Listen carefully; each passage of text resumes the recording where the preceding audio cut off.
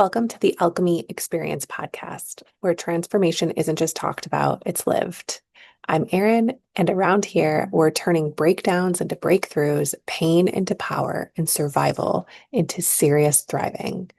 Whether I'm flying solo or vibing with a badass guest, we dive into all the things on health, creating beautiful relationships, and building wealth. We're keeping it real, raw, and ridiculously empowering. It gets a little juicy, a little bit wild, and super inspiring. This isn't just another podcast, it's your permission slip to evolve loud, proud, and on purpose.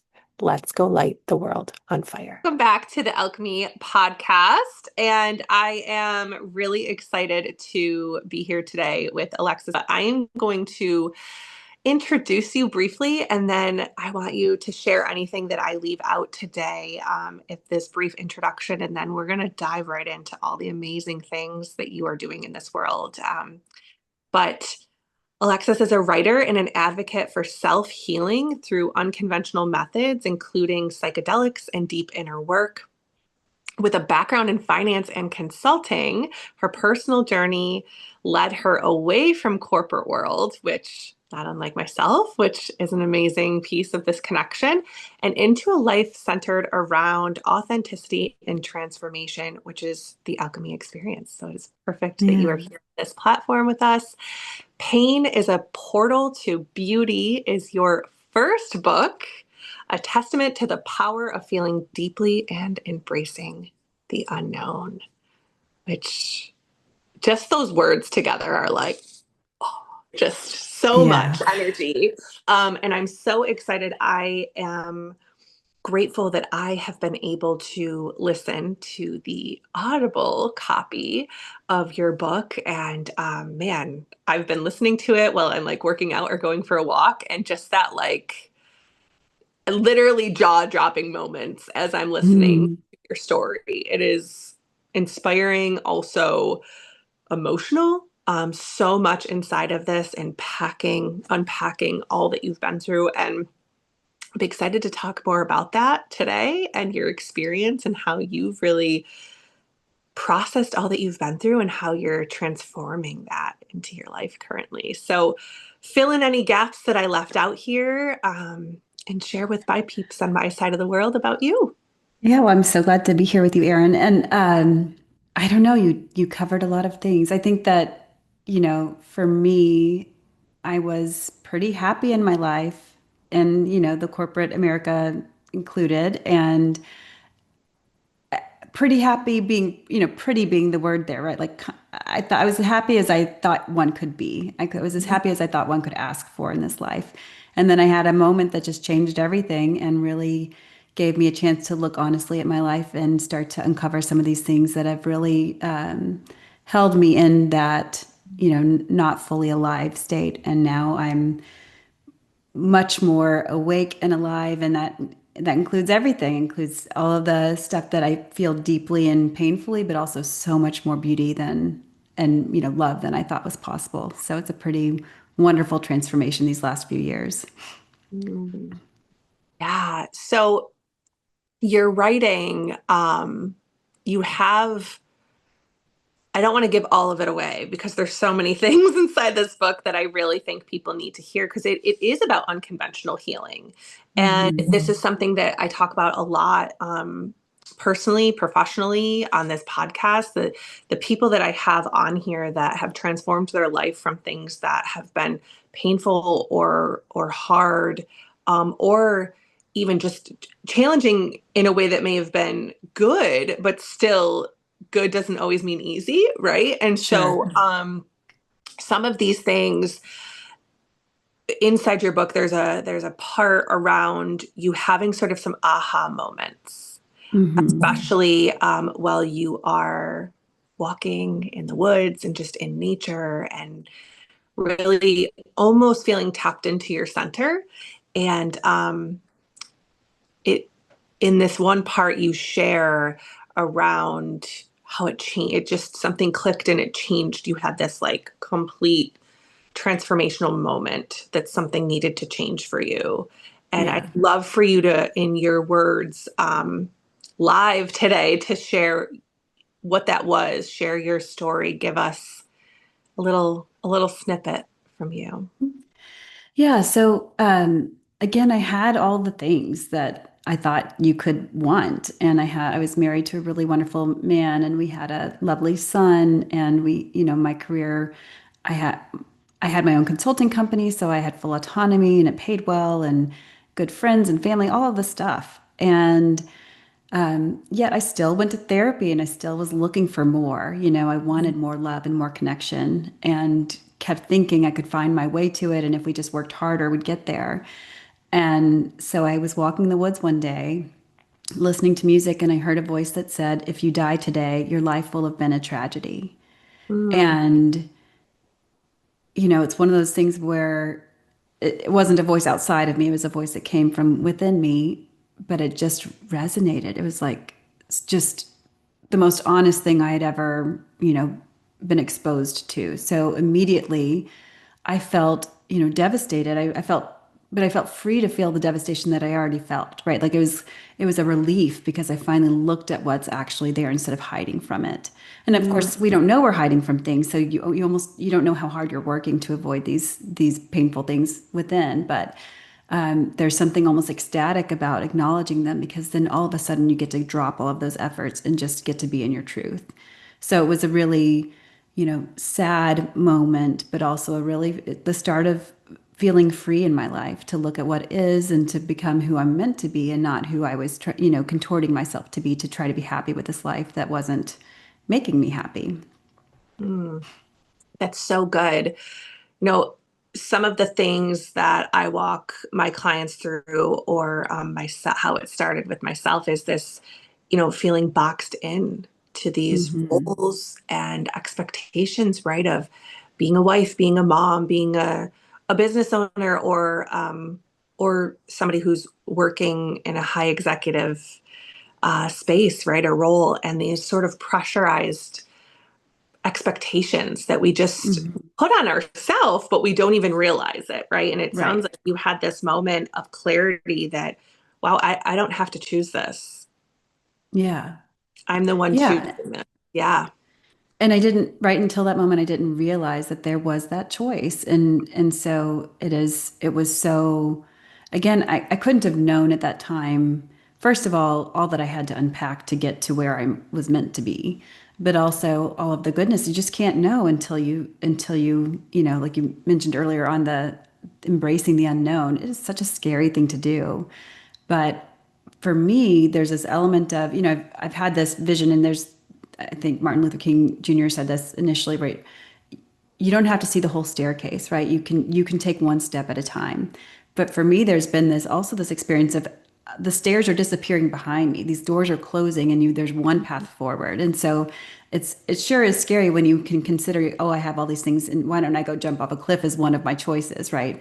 But if the other doors are closing and you can no longer tolerate the life you've been living, or you hit a crisis, whatever, then there's one path forward. And even though you don't know what's coming, you don't really have a choice. And, for me, all of the times where I've moved forward, it is more beautiful than I thought it was. It can be harder than I thought it was, right? But for me, there was a numbing that happened for my whole life. And when I stopped numbing, I started feeling all of it, the beauty and the pain. But the beauty and the love, again, is greater than I ever could have wished for. Just it's like I didn't feel like you got to want a beautiful, happy life, because it just felt like too much to ask. And now I'm here going, oh wow, it's more than even I can understand now, even having transformed so much. It's very hopeful compared to what I thought life was, meant to Yeah. be. You just hit on something so important for, I think, anyone to hear, but I think especially those that may be in a similar situation as you. Um, you know, High achieving, high level women that are really fitting many roles and having lots Mhm. of balls in the air that they're trying to catch and release all the time. Is that when we numb ourselves, we numb to the good and the bad. Yeah. And when we start to unbox from that, and we can start to feel, we are going to feel the pain, but we're also going to feel the beauty and the Right. pleasure. Um, Right. and I think it's really scary to feel the pain when we've numbed, but then it is scary to also feel the pleasure, because if we don't feel like we're worthy of it, right? Hmm. Then feeling that is so overwhelming. And I think there's so many people out there um, that are afraid to let themselves feel the pleasure of life too. Yeah. Yeah. Yeah. I mean, because there's all the stuff that accompanies it, right? There's the fear that you're going to lose it. There's all the, I mean, we just feel so much. And so once you start feeling something, you go, oh my gosh, there's a million things that I feel, and it can be overwhelming. But for me also, it's okay to take it a step at a time, right? Like I get to titrate. I mean, I numbed my whole life until I stopped, but I still choose to cope sometimes, right? Like still sometimes it's overwhelming, or I need to take a break from all the things I feel so deeply. So I will turn on a coping mechanism. I'll turn on a show or eat something consciously and say, yeah, I need a break from all this feeling. I'm gonna give myself a break until because we have to build that circuitry, that wiring, like you're saying, to be able to even tolerate the good, because we're so not used to that level of energy in our bodies, right? Like it's so incredible, and it can be overwhelming until you are grounded in it a little bit more. Yeah, I'll have to look up. I can't, it reminds me, I can't think of the gentleman's name. And I did read his book too. I think it's From Gap to Gain. I think that's what I'm thinking of. But he says you have to be willing to live a level 1 day to experience a level 10 day. And Hmm. so many of us go through life just like on autopilot, living a level 5 day, just like not taking chances and not, Right. stepping into our true authenticity because we're afraid of a level 1 day. But Hmm. then we're never going to experience a level 10, And so I Hmm. think that's what you were willing to do. You were willing to say, I'm going to take a chance on myself. And you said, I think in the beginning too, it's not something out here, it was within. Right. Right. So I'm interested then, as much as you're willing to share today, you dive deep into psychedelics and you Hmm. share about this as part of your journey. And I don't know the exact way you said it, but it resonated with me in the book around how, you've had this external therapy, but you needed something to help you. You've done that work, right? Externally with somebody, Hmm. you needed something to kind of get inside of yourself. Right. And that I think was the piece for you that was pivotal in being able to do that. Yeah. So tell us a little bit more about that experience. Yeah, I mean, before I got into psychedelics, I did start to do more work on my own. I would go for walks. I mean, frankly, that's how I heard this initial voice, but I would go for walks and listen to music and really go in and just feel the sadness instead of talking to someone about it. Like there was something in me that knew that that was a good step. But then when I got to do these guided psychedelic journeys, the mushrooms on my first journey said, you've got more grief to work through. And I thought I had worked through some, I'd worked so hard for years. So I was You're like, like, there's more? no, How is there there's more? more. And they were like, oh, there's more. So on some level, the psychedelics take us into our bodies, into our own wisdom. And so what they did for me was they went there with me and showed me, my second psilocybin journey was just, I described it as a slow motion trudging through my childhood trauma. I mean, it's so not fun, but they just kind of like helped me start to wake up to these moments where, you know, maybe you kind of remember, maybe you just don't have any framework around it. And so it just doesn't show up on your radar. And they take you back to that moment and they say, that felt pretty terrible. You didn't register it because you didn't have the support, or you didn't feel equipped to deal with it. But that moment was quite terrible when you felt not wanted by your parent or not loved by your parent or whatever it might be. So mushrooms really helped me just see there's so much more grief work for me to do. And so what I took from those journeys was then in the integration of the journey, you go into your life and try to make sense of what you learned in the journey. And for me, it was okay, every time I feel sadness, if I'm triggered and some sort of grief comes up, I don't call anybody. I don't go to these other, external pieces like I have before. I go inward. I clear my slate as much as I can and really let that grief process as much of it as I can. And what I started to see was that, first of all, there was a ton of stuff there, but every time after those grief sessions, the world looked different to me. It's like I cleared out this pain and my lens changed of the world. And so I would see plants and trees in this whole new way. They were alive and the colors were more vibrant. Everything was so much more beautiful. But ultimately, I found my way to ayahuasca, which is an Amazonian plant medicine, and done more of in a tribal setting. So you're with a group of people and, everyone's having their own individual experience, but you're hearing there's kind of this thematic, piece to it where everyone's grieving deeply one night and the next night everybody's really peaceful. I mean, the medicine's kind of working on everybody in this thematic way. But the medicine they call Mother Aya was really just like a beautiful spirit that helped me look at stuff. Like we looked at it together. So the mushrooms kind of barked at me. They said, "You've got more work to do." And ultimately, someone said, some people are mushroom people and some people are like ayahuasca better. For me, ayahuasca was more the medicine that spoke to my heart. And she, instead of saying, "You have more work to do," she would say, let's go look at it. And she would just take me to my childhood home and we'd look at the dysfunction. And then I would say, "I want to clean things up." And she said, "No, we don't need to clean it up." And so she was just like this beautiful guide to all of these memories that can be really, I did so much grief work in those ceremonies. But she really just helped me go to my deepest pain. And then I released that. And then I had more space for lightness and for beauty in my life. So for me, this has been, there's those pieces of releasing the pain and finding more lightness and finding more love. But also, I discovered I was a writer. During a period of grief, I woke up one day and this book just started coming out of me. And I thought I was a terrible writer. And I found out I was a singer and a dancer and all these things where, like you were saying, when you numb the hard, you also numb the good. And so there can be these whole parts of ourselves that we're totally unaware of that are incredible. And that is it's just so much fun. Those things are kind of like, I can bear that goodness, but it is almost too much to bear the joy that I have when I discover something new about myself. Yeah. I know the part in the book where you talk about dancing and then I forget, you end the chapter, I forget exactly how you say it, but just like how that's what you tap into now. And you like, I could just see Hmm. you like almost just being this like sexy, sassy, like being that you, I think, Yeah, tucked away for so long, right? Like almost like you had to remain this very, um, I hate to use the term, but like stiff, rigid, like, you yeah, know, like almost,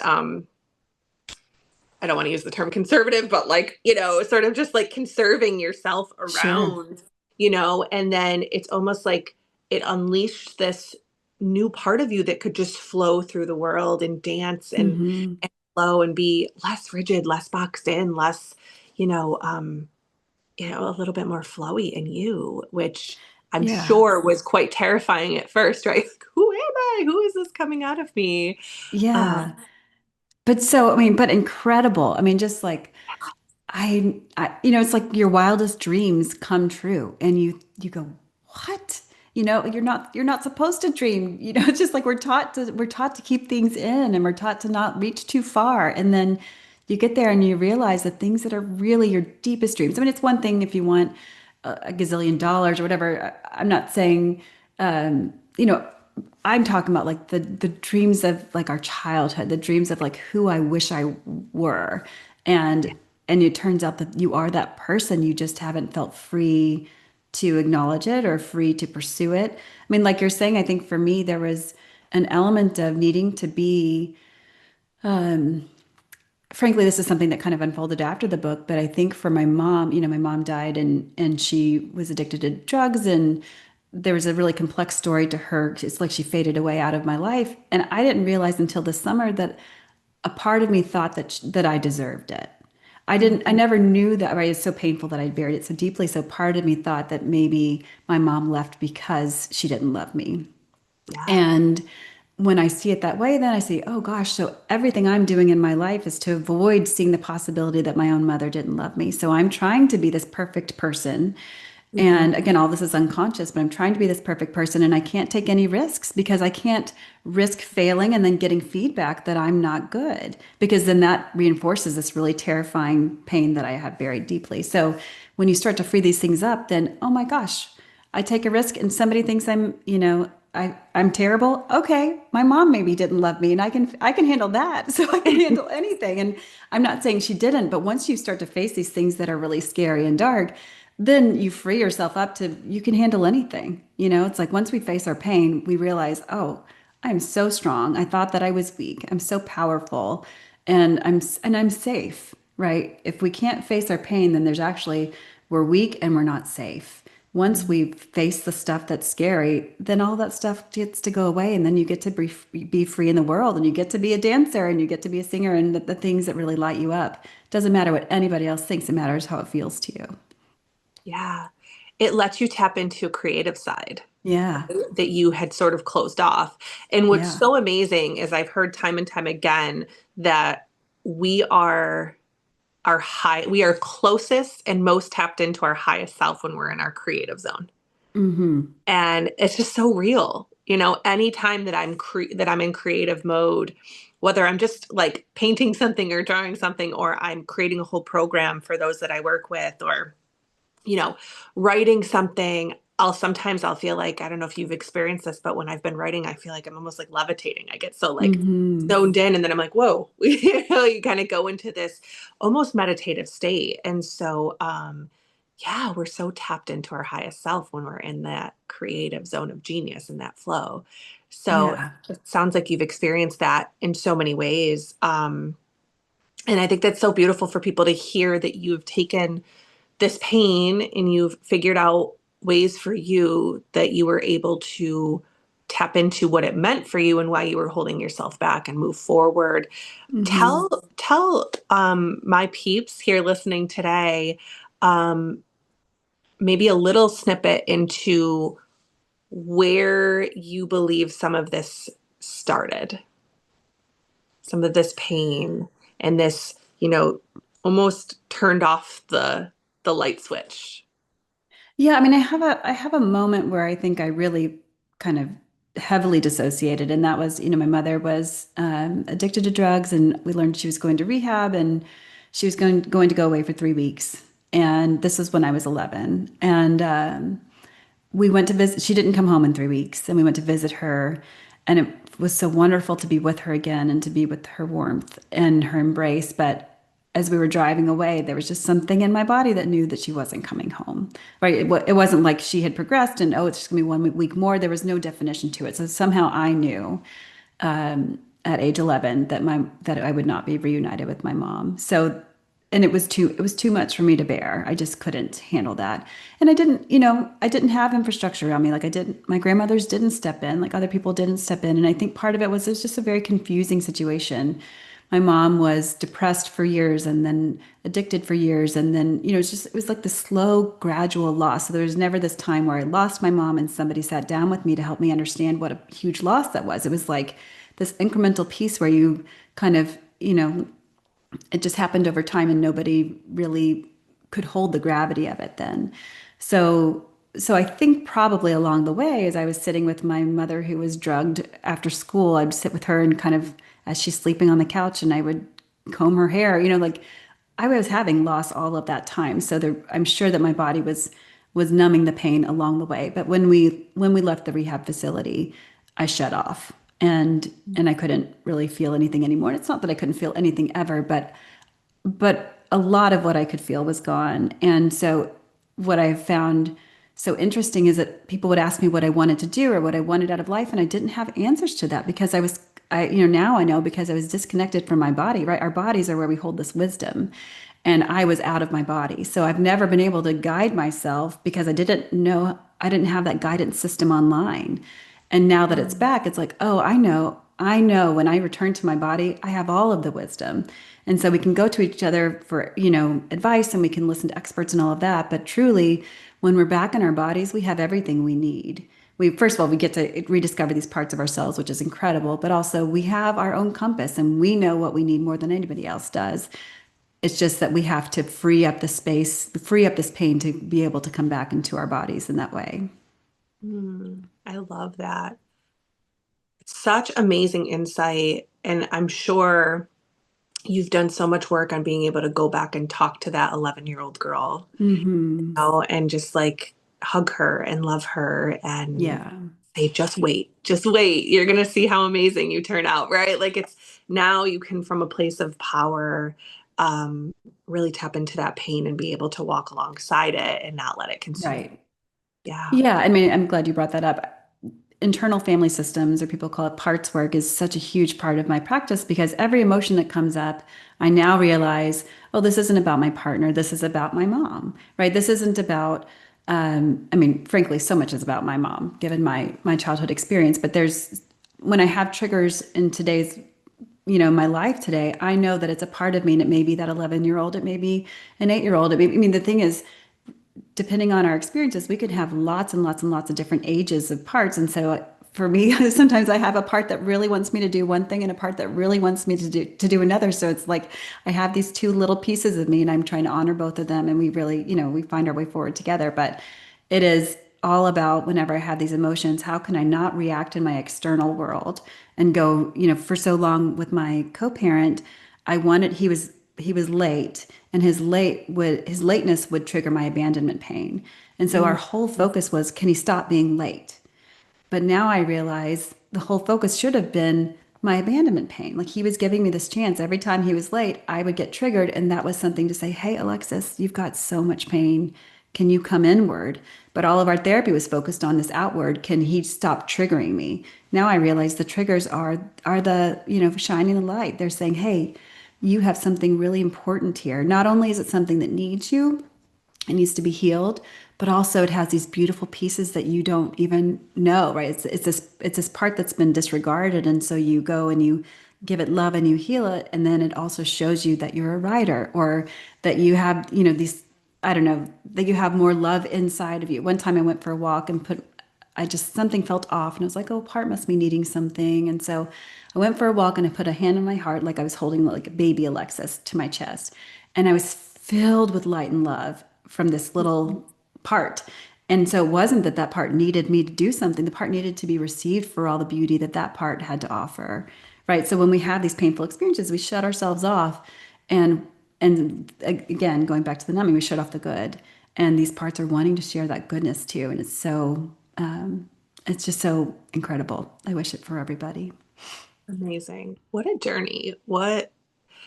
Yeah, I guess through your discovery of how you were able to take these parts and to do this parts work, and um, your story is unique to you, but also there's a lot of people out here that have gone through similar loss at a young Mm-hmm. age, or this like almost perpetual loss, or this like long term, like waiting for somebody to almost abandonment, right? Like you've had this Mm-hmm. sort of abandonment feeling from people, your mom, but then other people not showing up and stepping in when you needed it Right. most, right? So unique to you, but also the feeling of that many people have gone through. And then it Sure. sort of creates this barrier and this stuckness through stages of their life. What advice would you give them from this now tapped in higher self, powerful, knowing inside you? Mm-hmm. What advice would you give them on how to move through that? Well, I think if somebody hits a crisis, it's like the voice in the woods for me. They're going to Yeah. move through things, right? Crisis does that for us. And we're going to continue to put ourselves in situations. My sense is our higher selves are putting ourselves in these situations to get hurt again so that we can finally pay attention to it.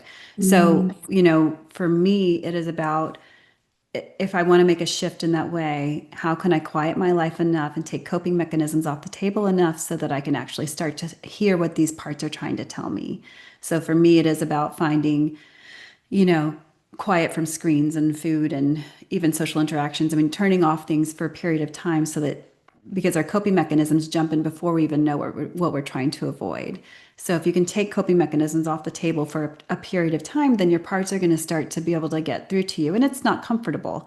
So, there's a reason why we're avoiding it. So on some level, can you be both really compassionate with yourself and also have resources that you need around you? So if it is a therapist or friends, or I turn on stand-up comedy to kind of offset the hard, because we can't just do the hard all the time. We need to be in nature and to be moving our bodies and all these things that help fill us while we're doing the hard work. So I think that,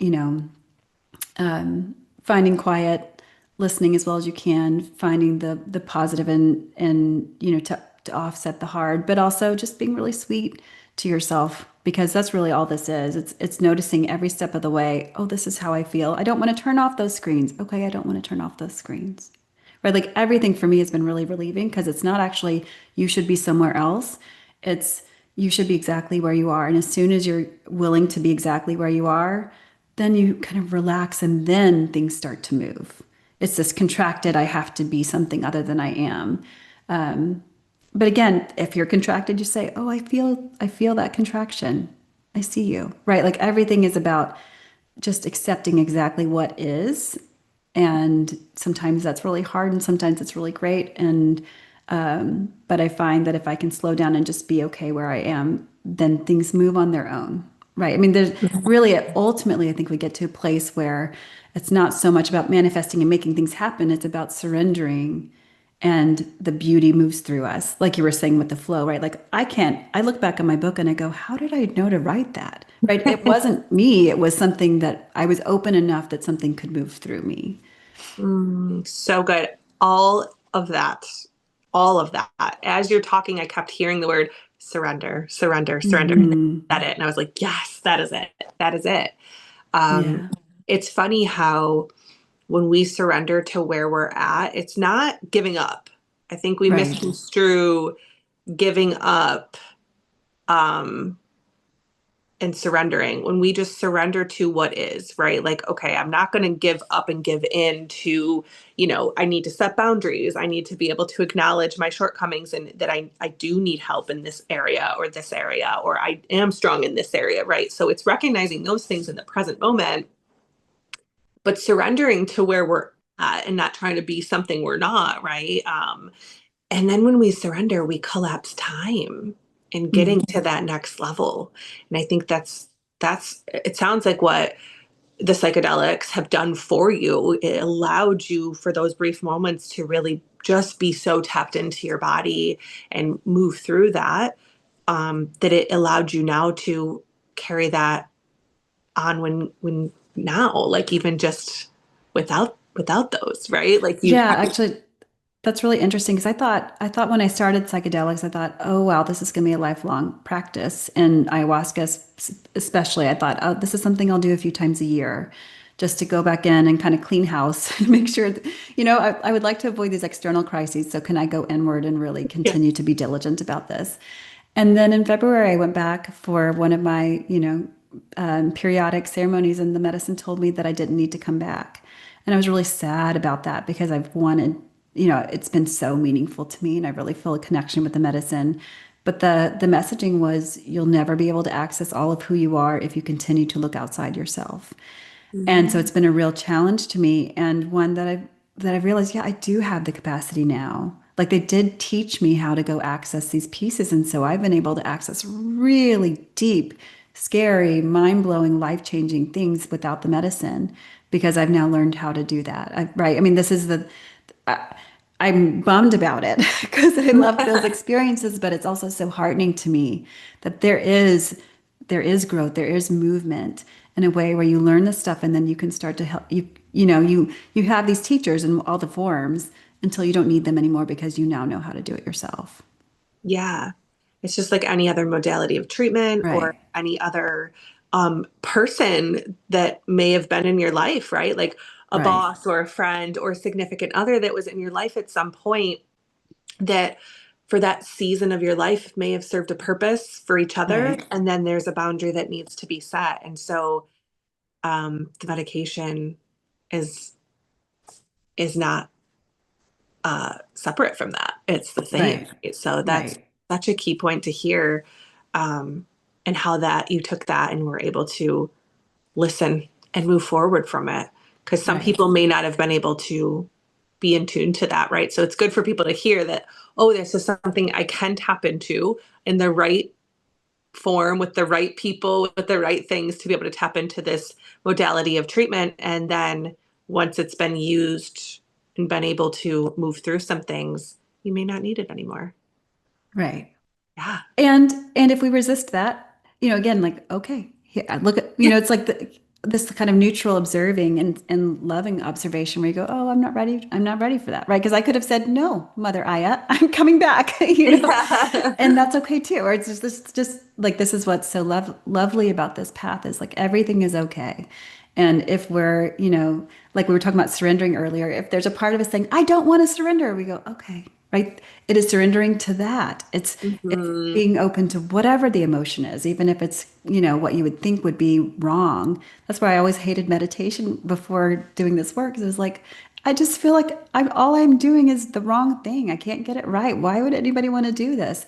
And now I realize that was the whole thing. It was to be with that part that felt judged. Like that was Yeah. the whole point of it, was to be sweet to that part. And it's not like meditation is this separate spiritual exercise. It is just being present with where we are. Yeah. Yeah. And I have said this, I struggle so much to like fully meditate because I Mm-hmm. have such a like my my mind is going in 17 different directions all the time. So it is really hard to Mm-hmm. just rein it in and be and that feminine energy of just being, right? I default often to that go, go, go masculine energy. And so that is hard. But when I have the right people in my world to help facilitate that through breath Mm-hmm. work or yoga or therapy or coaching to help me sort of like get in that trance, I can do it well, right? So Mm-hmm. it just you got to rely on the things that you know and the people that you know are gonna Right. help you tap in, which is when you find Right. it, hang on, right? Like Yeah. make a way. So beautiful, amazing. Is there any other parts of your story from the book specifically? We can tap into that. Um, that you want to share from that. I didn't want to give any spoilers, Yeah. but you did bring up mom, you did bring up all those other pieces, but are there any other specific stories within your book that you want to share today? Well, I think the piece that was really interesting to me, so I got a divorce and you're supposed to wait like a million years before you date again so you can really work through stuff. And I, started dating immediately, just was like I was so ready. And my co-parent and I had been together for almost 2 decades. I mean, it was a long time coming, but I broke all the rules and then I got into a relationship pretty quickly. And for me, that relationship was my teacher. Like, you can say what's right or wrong, but really for each of us, it is, first of all, what we're doing is what is right because we're learning the lessons that are there. But for me, there was so much in being in relationship with someone else. And it was a very different relationship from my marriage where he was a mirror for me. And so all of the stuff that, I can go to with psychedelics and go to these meditative states and be real zen, but you put me in a relationship and all of a sudden all of my stuff's getting triggered. So I think there's a lot of really beautiful realizations that happen in relationship with my now partner, where I would hit these edges and I would find that I was hiding because it was safer to play small, and to not because some part of me thought I killed my mother maybe. So like, can I not be too much? There are all these things that I learned, and by being in relationship with my partner, it just constantly, and he is a relentless mirror. He will not let anything pass. So it was a constant opportunity to really see myself and to question these things that were causing suffering for me, and to reach for the things that really felt like things I wanted to reach for. So that's a part of the book that I think is really fun and heartening. I mean, there's a little bit of like, will they, won't they? But there is so much in relationship. I just find that's where so much healing happens, and it's counter to what I thought, right? What I thought was if I can get with the right person, they'll treat me in the right way, and then I won't feel like I deserved to be abandoned. But actually, I need to go keep being abandoned until I find that within me. Like I need to keep having some of these painful experiences in relationship so that I can realize, oh, this is in my court. And that's something my partner does really beautifully for me, whereas he's like, this is not my stuff. And so I go, oh, well, shoot, that means it's mine. So there's a lot of that where like I wanted him to be different, but he refused to be. He was who he is solidly. And as painful as that was, a lot of times that's what I needed because that let me realize, oh, I don't need this from somebody else. I have all of this power inside myself.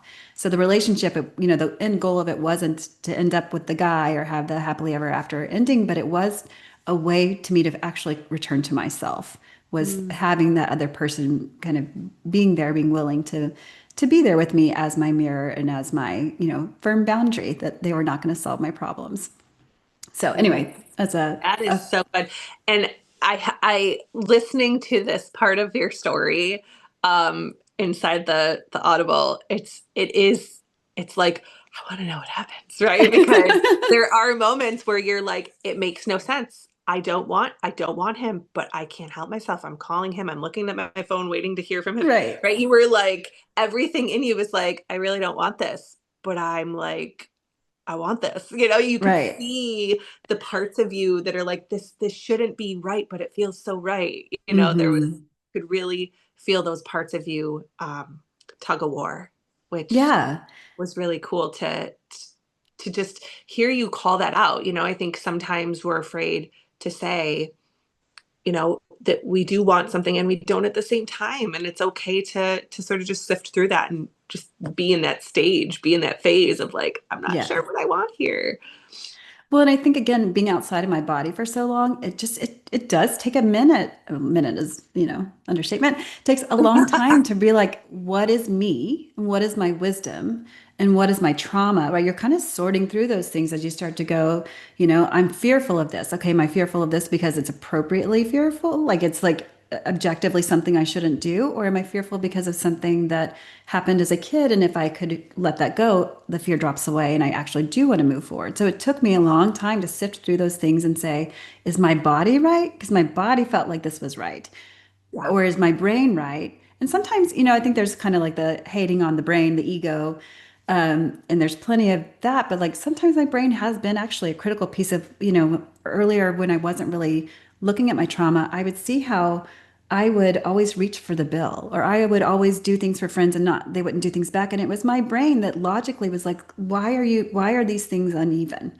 So sometimes I feel like our bodies and our hearts, lots of times, maybe most of the time, our bodies and our hearts are what lead us. But at times, my brain really was the thing that said, Alexis, this doesn't make sense. Look at it. Mm, So yeah. there's no perfect, easy answer for this is what you should do in all cases. Every time it's like having a kid and you try something they say try it for like 10 days and then try something else. And you're like, how can I survive 10 days? And then try something else that may not work. That is what this is. It is feeling through. And as you feel through, then you do start to learn the landscape, right? It's not like you're always in that lostness, but you have to be there for a while when you start to shed some of these things. Yeah. Oh, that's so good. Giving yourself permission to just be in sort of that void Yeah. stage of just, you're not quite, you're not where you were. You understand that now you have to move through things, but you're not on the other side of it yet. And that is such Right. a hard place to be. That's often where people do give up and just kind of go back to old behavior patterns because Yeah. it's so hard to move through that. I'm guilty It of that is. too. It's so hard. It is. Yeah, it was really easy to start to question things there and go, oh no. Because I mean, this is where I think it was Anthony DeMello in his book talks about a song where like a song doesn't make sense in the middle of it. The later pieces help make that first part make sense. Like right later things that happen influence our understanding of things that are happening now or that happened in the past. And so when you're in that void and you're in that nothingness, then it can feel like, what the hell am I doing? But Mm, later on, it does start to shift and it starts to make all of that make sense. But you don't have to do anything. But having patience, I find is, yeah. helpful because things unfold. They're not all immediate as much as I want them to be immediately unveiled. The human in us, right? The human in us we want it now. Right, But that right. soul, that higher self, like knows, like, be patient, slow down. Yeah, that there's beauty to the process that we just can't understand until we look back on it. Yeah, amazing. So I want to be respectful of time, but I do have a question that sort of evolved from that because as a mother, this has been a journey you've been on throughout as a mom. Hmm. So tell us a little bit about how that has shifted for you as well. Maybe how you view yourself as a mom, after going through this, Yeah. or even just motherhood in general through this process. Yeah, it's interesting because at once, especially with the psychedelics, there's kind of like the feeling of risk there and Yes. doing that as a parent, and is that responsible? But for me, it really was the reason I did it because, I saw this trajectory one day when I was doing all this grief work, from my grandfather who died by suicide to my mother's tragic demise to me and 40 years of heartache and loneliness to the life that awaited my son. And so I just saw so clearly, of course, I am who I am and where I am coming from that. And if I don't make a huge change, then my son will have the same story.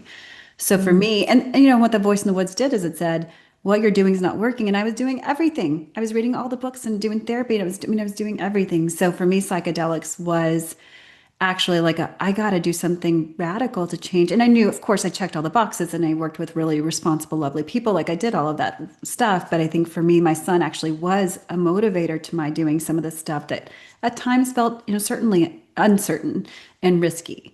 But what has happened on this side of it is that I'm so much more in my body. I'm so much more awake and alive. And so I love him so much more. Like I take him in so Mhm. much more, and he feels it. I mean, I can see his eyes, seeing my eyes light up, like he's like, oh, we're in this, we're doing this. So we have so much more fun than we ever did. I mean, of course I loved him before unspeakably, but the joy that we have together now, and I don't know, I feel like I have so much more embodied wisdom that I can just naturally, when I first started doing this, I was like, how in the world do I parent? How do I teach him this stuff?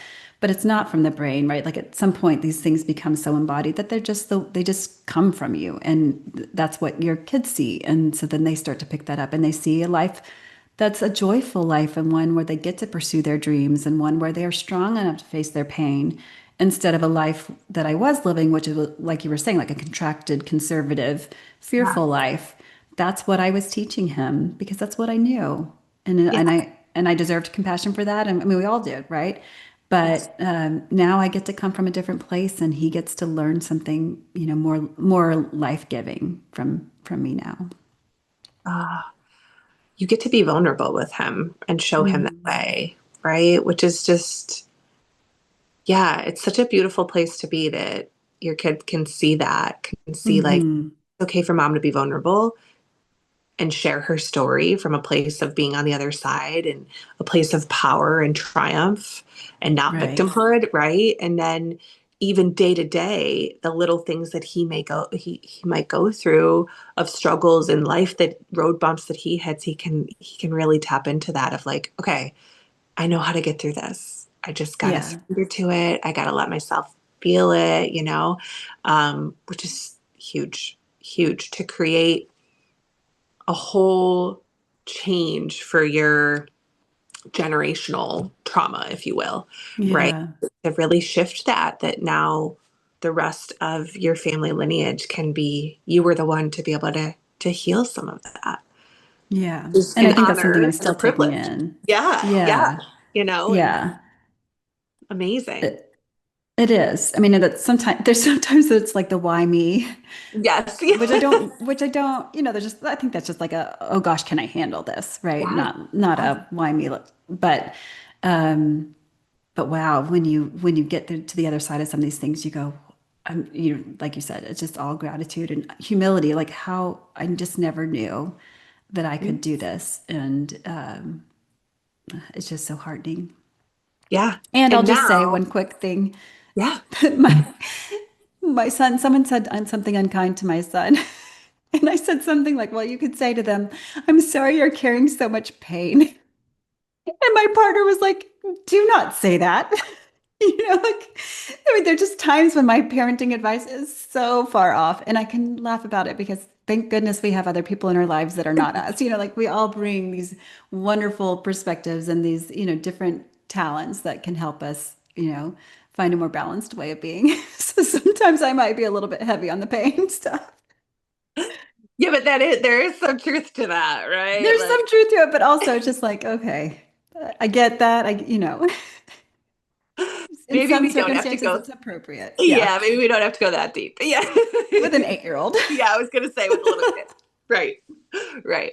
But I mean, also what an honor for him to have somebody like you in his life that can appreciate and understand hardship and things, Yeah. and it's not always rainbows and butterflies in life. He can also Yeah.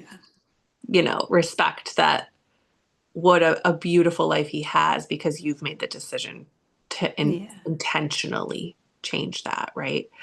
Because Hmm. all of this stuff that you have been through could have really put you more on a trajectory of what your mom went through and the Right. struggles she had, right? And you intentionally chose to do something different. Um, Yeah. and thank God for that because Right. he has his mom very present, which Yeah. is amazing. So, Yeah. It's pretty amazing that we can live out a different life than we had, yeah. growing up. And I know we all do that in all the ways that we know to. Hmm. Yeah, it's funny. I had a retreat this past weekend, and we did talk about collectively how we are like the chosen one in our family or in our group or whatever it is. Like not like Messiah chosen one, but like Sure. just that like the one in our group to feel differently, to feel deeply, to see things from a lens that most of our peers or family don't. And Hmm. it's beautiful and an honor, but also a responsibility, right? Hmm. To then take that information and not sit on it and share it with Hmm. the world because it's a gift. And so we can go into that real briefly and transition into kind of wrapping things up here. But you have this gift that you cultivated. And what is that going to look like moving forward? You have this beautiful book. So, Pain is a Portal to Beauty, Hmm. and you are sharing that with the world. So how do you want this to get out into the world? Well, I'm so stuck on doing things my way, which has been really, something that serves right throughout your life, but also it can take me a minute to figure out, I'm brand new to book publishing and all of Yeah. these pieces. So I think right now what feels really good to me, because people read this book and they say, I couldn't put it down. It was so inspiring.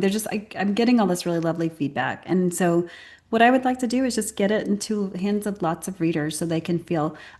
I love this book. Again, the book came through me and it's filled with such warmth and hopefulness.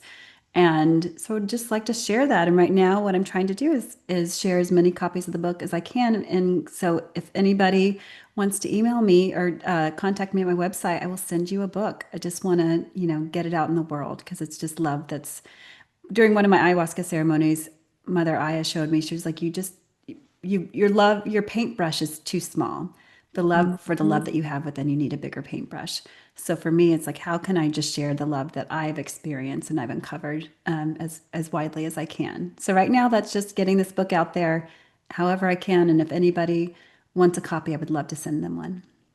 Beautiful. So I will in the show notes put your email, and I will also put your website so people can Okay, just tap into getting to know you via those vehicles great. and tap into your world a little bit. So Yeah. amazing. And for those that are in my world that also have, I do have folks that listen to this that are in my world that also have other podcasts and also Hmm. have different platforms, right? So connecting with you, your story is, again, very unique, but the depth of the feeling and emotion evoked from that is not, right? Like we all have pain, we all have struggle, we all know what it feels Yeah. like to have loss, to have um, you know, questioning ourselves and looking for love, right? And so those feelings, those emotions, I think are not um,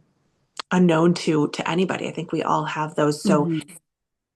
it's validating. Your story is definitely validating that, oh man, I've been through a similar thing or I felt that similar thing. But your story is so unique in how you decided to move through that pain and come on the other side of it in a different way, in a more powerful way, is really, really unique and interesting. And so I think getting this out to everybody and anybody that I can is my goal for you as well. So I will be Thank you. sharing that. I'll have the information in the links, so please click on those and get in touch with Alexis. Just get to know you, go back and forth on email, um, and just see how you can help support her in getting the word out of her book. So Thank you for being here. Thank you for sharing this. I like to end with one question that I ask everybody. And if you were to leave one word or one phrase or one nugget of information with those today from your heart, what would that be? Um,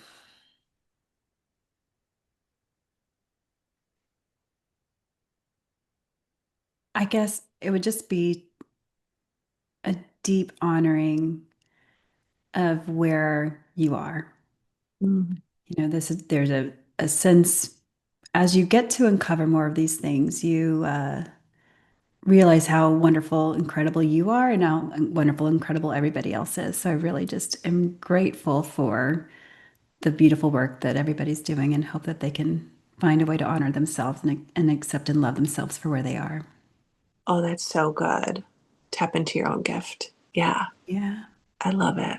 Well, thank you for sharing that. Thank you for being here on our show. Thank you so much for sharing your gifts today. And you're just a calm, like smooth soul to be around. And I am so grateful that we've connected. And I I am hope we too. continue to support you and lift each other up. And again, go contact Alexis. I will leave all the info in the show notes. And thank you again for being here.